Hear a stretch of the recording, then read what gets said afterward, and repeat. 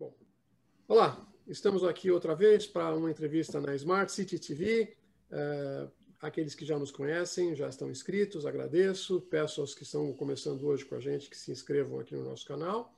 Cliquem no botão de inscrição e no sininho para receber informações. Hoje aqui eu tenho o prazer de estar recebendo o Michel Zappa, né? Que é o presidente do Instituto Envisioning, ou Envision, né? Você vai me esclarecer. O Michel, ele trabalha no Instituto, é o fundador do Instituto, que é um instituto que faz pesquisas na área de tecnologias emergentes. Michel, por favor, o teu início de conversa, vamos levar o assunto adiante. Obrigado, Lourenço, pela introdução.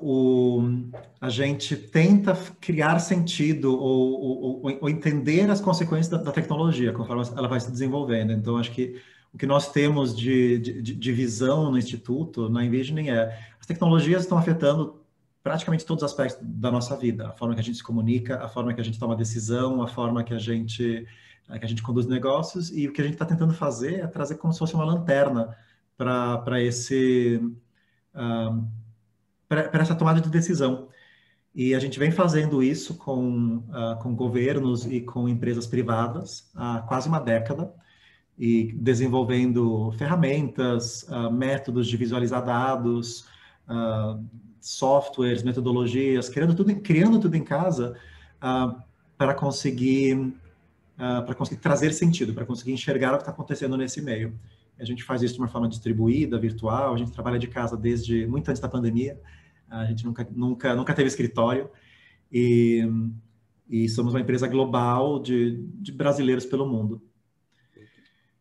Ok, me conta, você faz 10 anos que vocês já estão com o Envision em atividade?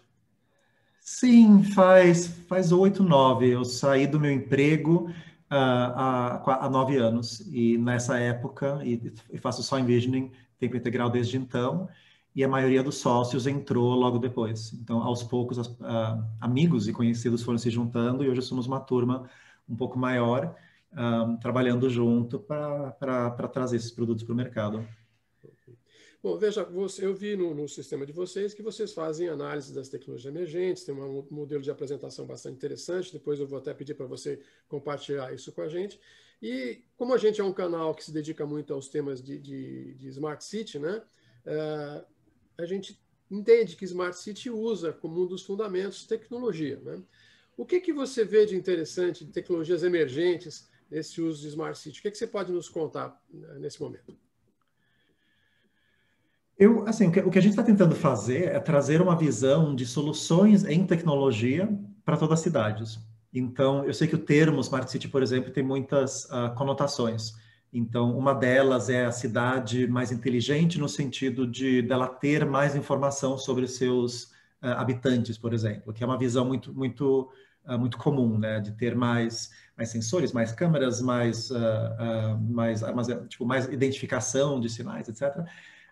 E, consequentemente, conseguir mapear melhor o funcionamento da cidade. Essa é uma visão tecnológica. O que a gente está fazendo é querer trazer uma multiplicidade de visões. Então, a gente quer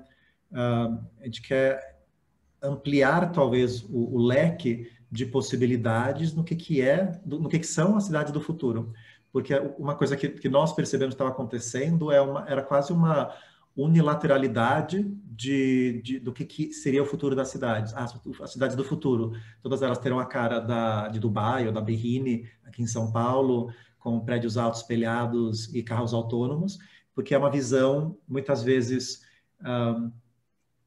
não promovida, mas desenvolvida implicitamente por quem está fornecendo dados nessa indústria, que muitas vezes são consultorias, etc. Então, a gente quis trazer uma visão um pouco mais pluralística do que é possível com as tecnologias que estão sendo desenvolvidas. Então, o nosso ponto de partida é um pouco, acho que é complementar com essa visão. E respondendo sua pergunta, o que eu vejo acontecendo mais interessante é quase o que é possível desurbanizando, né? Então, com Covid e com reduzindo a necessidade de trabalhar em um escritório, cada vez mais pessoas vão tomar a decisão de desurbanizar, mas elas não vão abrir mão de certas coisas que tem na cidade, assim, a conectividade é a primeira delas. Né? Então, tipo, é muito raro alguém que trabalha no, sei lá, na indústria de formação, como nós, que podemos trabalhar em qualquer lugar, é muito raro uma pessoa dessa ir para um lugar sem internet. Então, a gente leva algumas coisas conosco conforme a gente desurbaniza. Eu acho que tem... Acho que esse espaço eu acho interessante. Tipo, pequenas comunidades se desenvolvendo perto de grandes metrópoles, que você está a 1 hora da cidade, mas você tem um espaço, uma residência lá, que tem características de cidade, só que sem ser cidade. Condomínios, em outras palavras. Mas acho que eu vejo muito espaço para isso acontecer, por exemplo. Tá. Bom, isso vem um pouco de encontro aí uma discussão que a gente vem tendo aí com os nossos colegas da Europa, né? Em que hoje a tendência, além da gente falar de smart city, a gente fala de small city, né? Quase que em substituição ao smart, né? Em vez de grandes cidades totalmente automatizadas, cheias de sensores, câmeras, como você falou, a gente tem cidades menores que também são razoavelmente automatizadas, mas onde a interação das pessoas ainda continua sendo muito, muito próxima, né? Muito pequeno. Isso vem um pouco de encontro ao que você está falando. Mas tem alguma tecnologia em particular que você acha, além de comunicação, alguma tecnologia que seja interessante, que você vê despontando nesse processo? Eu vejo, assim, a criação de infraestrutura para bicicleta, eu acho universal. Eu acho que, na dúvida, invista em bikes, porque não é para toda a cidade, não é toda a infraestrutura que funciona em todo lugar. São Paulo é super inclinado e quente, desincentiva um pouco a pedalar, mas acho que tudo que é criado de infra em volta de bicicleta, acho que se multiplica. E o que mais me afetou foi uma coisa que o Uber estava postando no ano passado, até o ano passado acho que pararam agora, mas eram umas bicicletas elétricas, Jump, de mobilidade local, que estavam testando em algumas cidades na Europa e nos Estados Unidos. Eu usei em Berlim no verão passado e foi transformador a forma que você se locomove individualmente com essa solução de alugar no instante e pagar por minuto, por distância. Essa combinação foi disruptiva, foi a coisa mais transformadora que eu pessoalmente vivenciei em termos de soluções urbanas nos últimos tempos. Bom, essa parte de mobilidade, um grande exemplo disso na Europa é Copenhague, né? Que criou toda uma infraestrutura, tem pistas praticamente em todo lugar de bicicletas, exclusivas para bicicletas, né? Até direção de bicicleta, você não pode andar em qualquer lugar, né? Você tem uma pista com direção específica na cidade e com resultados fantásticos, né? Mas, óbvio, sim. Holanda como plana, é fácil fazer isso. Sim. Né? A Holanda, como país, também é inteiramente navegável por bicicleta. Então, tem muitos casos disso funcionar, mas que foi conquistado, né? Não foi nato. A própria Holanda lutou-se muito. Era um direito civil. Foi uma questão de direito civil nos anos 60 e 70, a reduzir a dependência em automóveis, porque o governo era absolutamente contra e massacrava os protestantes para poder construir estrada. E venceram, né? Lá venceram. Outros lugares se tornaram muito dependentes no automóvel, como São Paulo, por exemplo, que cresceu numa época muito propícia para o automóvel, e agora a gente entende as consequências de ter investido nessa infraestrutura e não outras. Bom, além da bicicleta, que outras áreas acho que a gente poderia começar a ter um pouco de direcionamento? Estamos falando de mobilidade. O que você vê, por exemplo, de tecnologias avançadas na área de saúde?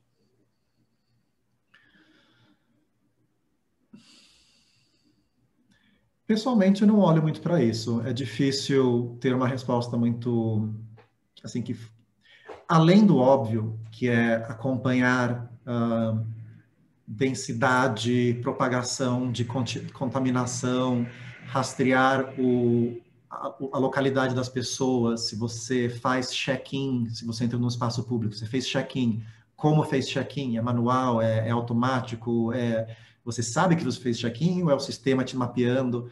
Eu acho que trazer, assim, esse tipo de atitude eu acho óbvio. Eu acho que eu espero que a cidade já estejam fazendo isso, porque é o que tem de mais imediato, né?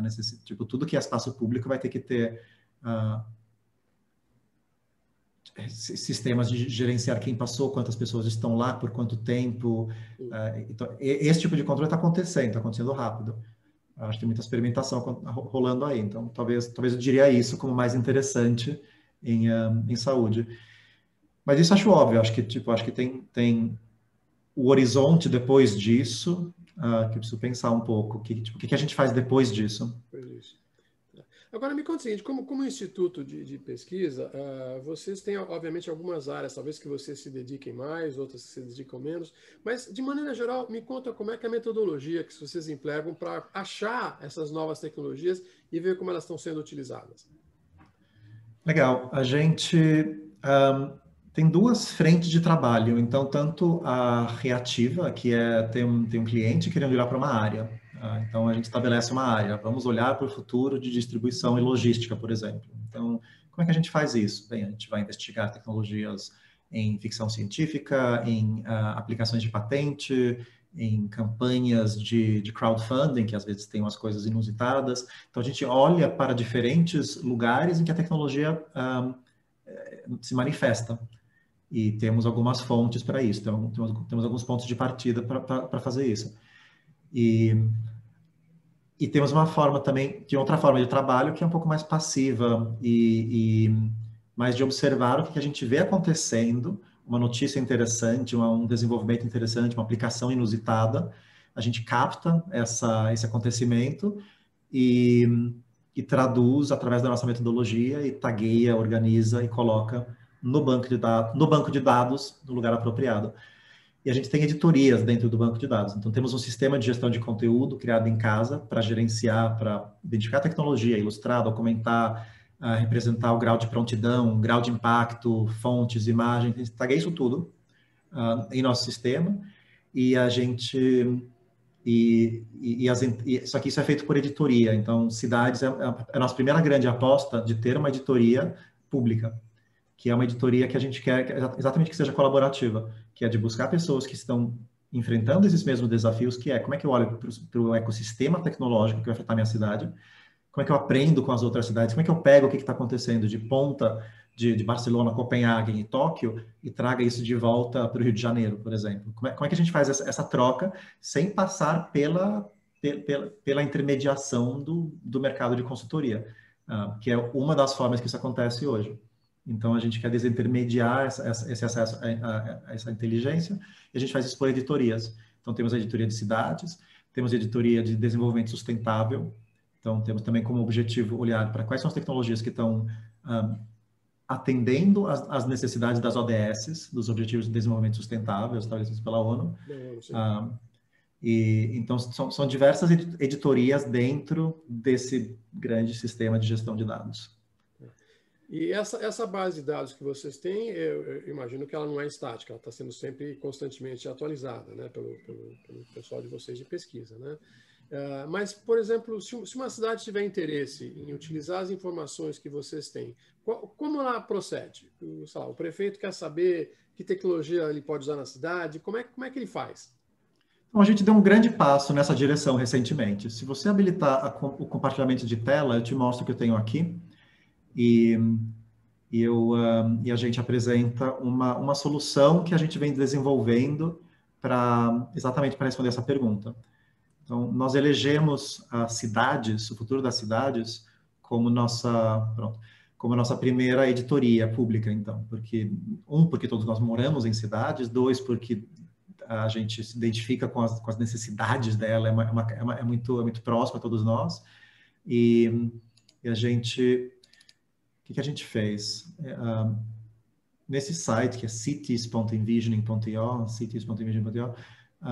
tem o radar, que é a nossa ferramenta de visualização, que contém a nossa pesquisa. Então, isso foi lançado há algumas semanas, com meia dúzia de temas, e a gente vai abrir mais alguns temas nos próximos meses. E dentro de cada tema, tem tecnologias que estão, de alguma forma, operando ou resolvendo problemas naquele espaço. Então, o primeiro tema é engajamento cívico, então, tomada de decisão em conjunto, em grupo. desde você encontrar, você parear fazer match eleitoral, de você parear as suas preferências com o candidato ideal, que é um tipo de uso de informação, é uma tecnologia de grau de preparo pleno, ela tem chamado TRL, que é Technology Readiness Level, grau de prontidão tecnológico, 9 de 9, que significa que ela está plena, está funcionando, está operando.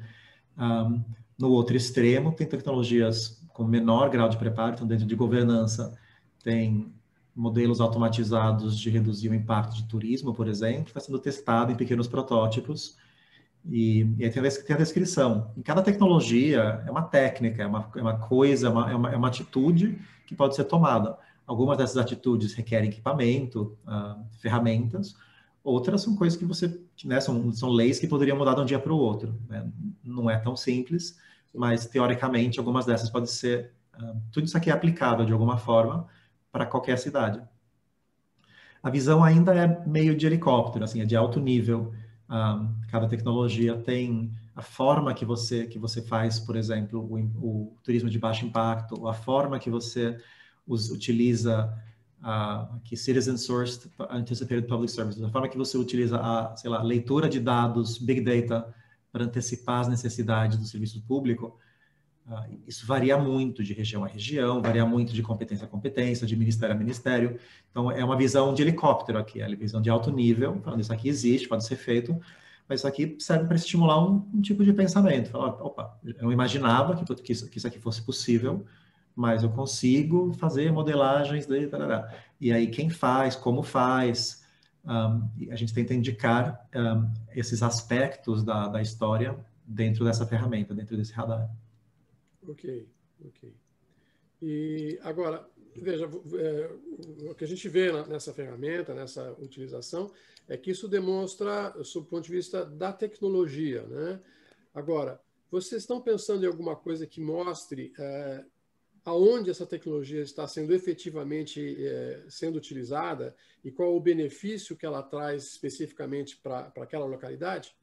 Estamos absolutamente antecipando isso e está previsto para o começo do ano, se tudo correr bem, a gente implementar essa leitura regionalizada dessas informações. Então, hoje temos essas tecnologias em governança, logística, mobilidade, segurança. Estamos abrindo mais alguns temas e conforme a gente chegar na quantidade de dados que a gente quer, que tem mais uns temas, a gente quer criar uma interface para que as próprias cidades, ou representantes das cidades, possam avaliar essas tecnologias do ponto de vista delas.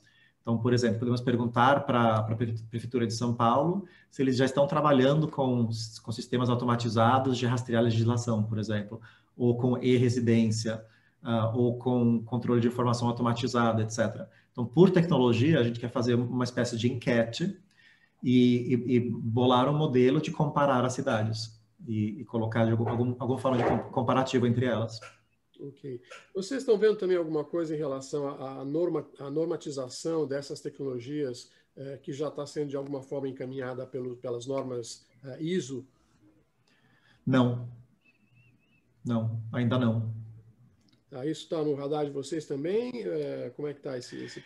No setor, a gente entende a importância disso no setor público e a gente não antecipou isso ainda. A gente já trabalhou com outras formas de tentar trabalhar, de olhar para normas, mas não olhamos disso do ponto de vista da ISO, não, realmente. Acho que eu vejo como é que isso pode acrescentar a utilização disso no setor público, que é uma coisa que a gente ainda está criando conhecimento, porque o nosso trabalho, historicamente, ele é muito vamos chamar, horizonte 3. Ele é a visão distante, trabalha principalmente com governos federais, então são prazos maiores, são horizontes mais distantes, onde não existem normas ainda. Com cidades, a gente está pensando diferente, a gente está aproximando esse horizonte. A gente não quer criar uma visão de ficção científica de daqui 20 anos, a gente quer fornecedores melhores hoje. E para fazer isso, a gente também está aprendendo que são outros aspectos. E a normatização é uma boa alerta, porque é o que facilita a comercialização, né, a implementação dessas soluções. Veja, eu costumo dar, às vezes, o exemplo da ponte e do viaduto, né? Como é que um prefeito toma decisão se para ele é melhor construir, ou para a cidade é melhor construir uma ponte ou um viaduto para se resolver, para resolver o problema da cidade, né? Então, eu digo, como é que a gente podia utilizar a tua ferramenta para um prefeito, por exemplo, decidir se é melhor investir na tecnologia A ou na tecnologia B?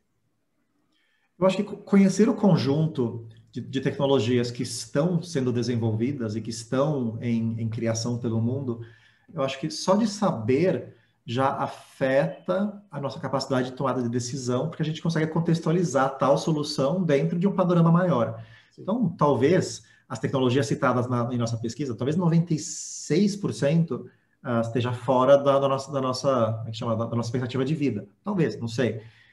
Mas elas todas estão caminhando em nossa direção. Talvez metade, talvez um terço, dependendo de onde você mora. Mas todas elas estão, de alguma forma, sendo desenvolvidas. Então, o que a gente acredita?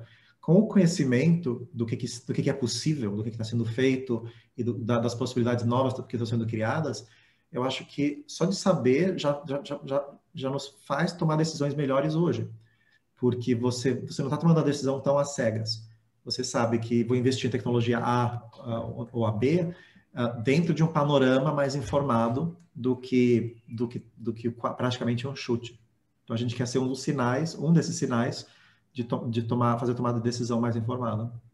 Agora, vamos virar agora para o outro lado, que a gente falou da tecnologia. Falamos da tecnologia, falamos do usuário da tecnologia, eventualmente, que é a cidade. Agora, nós temos o fornecedor da tecnologia. Vocês também mapeiam o fornecedor com a tecnologia?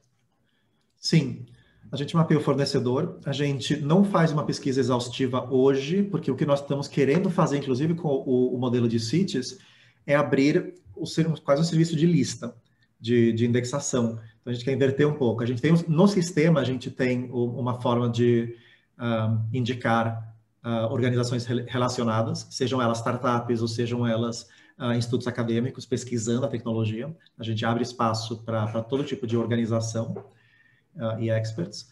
E a gente... só que não é exaustivo. Isso é feito por projeto, por demanda. O que a gente quer fazer com o CITES, que a gente está começando a experimentar, tendo uma página sobre tecnologia de identificação de deepfake, por exemplo, tendo essa tecnologia lá, quais são os fornecedores que trabalham nisso? Quais são quem está oferecendo esse serviço? E oferecer a listagem, seja de graça, seja por um micropagamento mensal, um aluguel simbólico. A gente está explorando esse modelo, inclusive porque a gente sabe que o ecossistema é grande, e como um dos nossos objetivos é ser um index, né, quase uma enciclopédia do que está acontecendo em tecnologia para cidades, tecnologia para inovação urbana, como a gente quer ser isso, a gente tende a abrir espaço também para quem já está trabalhando na área, naturalmente. E me conta um pouquinho em relação a esse processo de mapear. Vocês têm tido conversas com esses grandes fornecedores? Qual tem sido o interesse deles em dar informação ou negar informação por um problema de confidencialidade? A gente nunca trabalhou com esses grandes fornecedores de tecnologia, então nosso público é muito mais as organizações que têm baixo preparo tecnológico em casa. Então, uma empresa, uma consultoria, ou um fabricante, um desenvolvedor, tem pouca demanda pelo nosso serviço, porque eles já têm competência técnica, tecnológica em casa, mais ou menos. Mas, de qualquer maneira, a gente acaba trabalhando com empresas que não têm esse preparo em casa, mas a gente não tem... Mas tudo isso para dizer que a nossa pesquisa não tem confidencialidade, ela é aberta. A gente cria a pesquisa em aberto. A gente fecha alguns dados da pesquisa, que são os dados relacionados ao cliente. Então, tem pesquisa que tem dado aberto e é dado fechado, mas todas elas têm a premissa, as tecnologias, as observações, os metadados, tudo aberto, de um projeto ao outro e tudo publicado, tudo... Mas você não tem sentido restrição, por exemplo, de um determinado fornecedor em te dar informação? Nunca, mas a gente não chega nem a ter essa discussão, porque nós vamos atrás das informações. Nós achamos os fornecedores. E nós associamos o fornecedor com a tecnologia que ela aparentemente está fornecendo.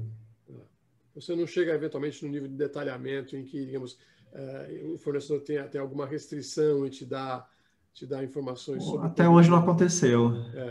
É porque, em geral, você vê fornecedores mais avançados, eles não gostam muito de falar o que eles têm de vindo, né?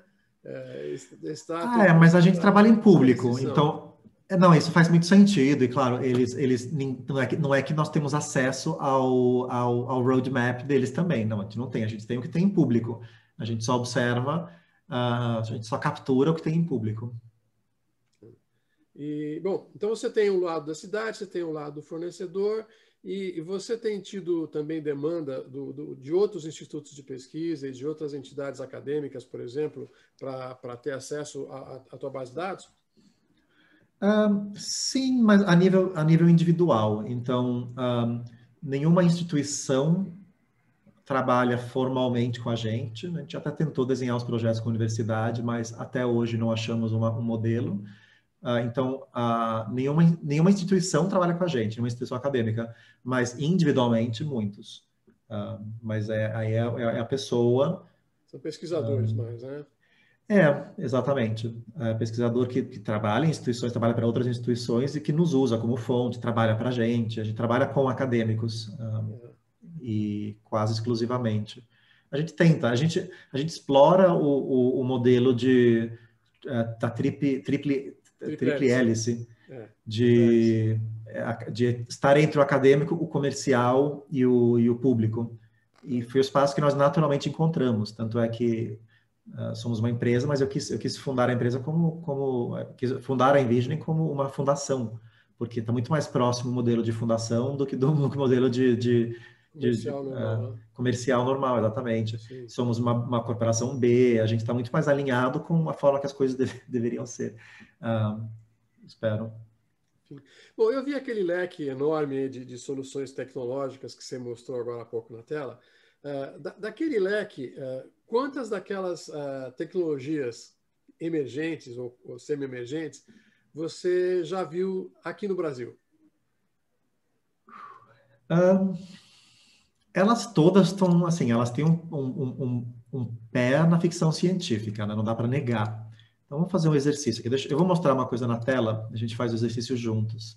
Então, a gente abre o radar, então ele vai ter todas as tecnologias aqui, mas se a gente ordenar o radar por grau de preparo, o readiness, ele vai reorganizar de ficção científica, que é mais distante do centro, e vai se aproximando até chegar na realidade. Então, o que a gente ler aqui agora são as tecnologias que estão mais prontas, elas estão aqui já.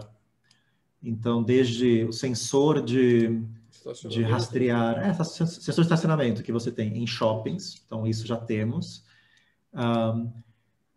Rodízio, restrição, política de restrição de veículos urbanos, rodízio, em outras palavras. Sistema de rastrear temperatura, estamos vendo. Então, estamos bem, assim, a identificação de assédio sexual em tempo real, eu nunca vi, mas também não sei como é que funciona isso, e acho que ele é online, então acho que é muito mais uma questão de rastrear comentários e coisas, isso acontece. Isso aqui, por acaso, nunca vi. De sentiment sensing, né? Que é você medir, por exemplo, redes sociais, né? O que circula em rede social para saber, né? Eu não sei quanto que isso acontece aqui, para ser sincero, nem do lado de abuso, quer dizer, nenhum tipo de abuso, eu não vejo isso muito acontecendo aqui, talvez porque o corpo de texto em português é muito menor do que o inglês, então as coisas em inglês acontecem em escala maior do que em português, porque tem muito mais desenvolvedores falando inglês do que desenvolvedores falando português, né? Então é mais raro você ver uma coisa dessa aqui. Mas em inglês tem muito, tipo, tudo que é falado online está sendo mapeado por N serviços, que vê sentimentos e opiniões e gostos e preferências, blá, blá, blá. E isso aqui eu nunca vi aqui, que é um sistema por exemplo, de fechar uma rua. A gente vê muito na Europa isso. Isso, vê muito na Europa isso. As ruas são fechadas e abertas por diferente, né, programaticamente, e tem suas utilidades. Sim, aqui você só cancela em condomínio fechado. É outra coisa. Esse eu gosto, que é um bolso para você carregar o celular. Isso eu nunca vi aqui, mas deve ter gente usando, que é um bolso que é Faraday Cage, como é que chama? Ele é uma rede que corta o campo eletromagnético, então ele corta o sinal do celular. Nada entra, nada sai dessa sacola, desse saquinho. Você coloca o celular dentro para você tê-lo, mas para você não poder receber mensagem, ninguém pode te ligar. Ele fica offline dentro desse saquinho. Isso é um produto, dá para comprar aqui, mas eu nunca vi pessoas usando. Acho que o uso aqui ainda é um pouco diferente. Acho que o pessoal aqui diz só quando quer, desliga o telefone. Funciona bem, viu? É uma boa técnica. Como acertar. Bom, essa tua empresa, esse teu grupo de pesquisadores, pelo jeito, são meio geeks, né? Todo mundo voltado para analisar tecnologia. Quase todo mundo todo mundo é nerd, e a maioria também é geek, tipo, porque nerd, assim, no sentido de se aprofundar no assunto e querer saber de tudo, todo mundo mas nem todo mundo tem a cultura geek sim, entrando mas todo mundo tem essas afinidades, com certeza. Tá. E você não tem aí no teu grupo gente que esteja voltado por uma outra faceta do processo humano, pessoal mais envolvido com a área psicológica, a área filosófica, a área social, para dar uma visão não só tecnológica nisso? Mas nós não somos, mas acho que tem uma distinção aí entre nós não somos engenheiros. Todos nós somos sensibilizados para as questões humanísticas e as nossas conversas giram em volta dos valores humanos e não dos tecnológicos. Uma empresa de tecnologia que é criada fundamentalmente por desenvolvedores e engenheiros de software só valoriza aquilo que pode ser medido. Por exemplo, nós não somos assim. Então, acho que ser geek ou ter essa sensibilidade, acho muito diferente de ter uma mente de engenheiro ou de estatística ou de colocar somente os números à tona. A nossa pegada nunca foi essa. A nossa pesquisa nunca foi algorítmica, ela é humana. Nós temos pessoas que são excelentes naquilo que elas fazem e que nunca foi cogitado substituí-las por algoritmos. Não importa quantas ofertas nós recebemos, de tipo, mas se fizer assim com robozinho, não são os valores que a gente coloca em primeiro lugar. A gente procura ferramentas que enriquecem o trabalho das pesquisadoras, das pessoas, não a substitua. Eu olho com gosto para o mercado quando fica em evidência que empresas que trabalhavam no nosso setor, que apostaram muitos milhões em sistemas automatizados, não acharam negócio, não sobreviveram. Porque eu, pessoalmente, não acho que é por aí. Então, somos geeks, mas é muito mais a sensibilidade do que colocar o técnico em primeiro lugar. Tá bom. Michel, nós estamos quase chegando aqui no fim do nosso tempo. Passa rápido, né? A conversa vai fluindo, vai passando rápido, né? Eu quero te agradecer aí a tua participação, os exemplos que você deu, a pequena apresentação que você nos colocou, e deixo em aberto aqui para os teus últimos comentários para se despedir dos nossos ouvintes. Poxa, eu queria ouvir dos ouvintes que se deram o trabalho, o tempo de acessar o URL e ler a pesquisa, dar uma olhada nela. Eu queria convidá-los a entrar em contato e falar se vocês enxergaram valor nisso. É útil, é inspirador, é assustador.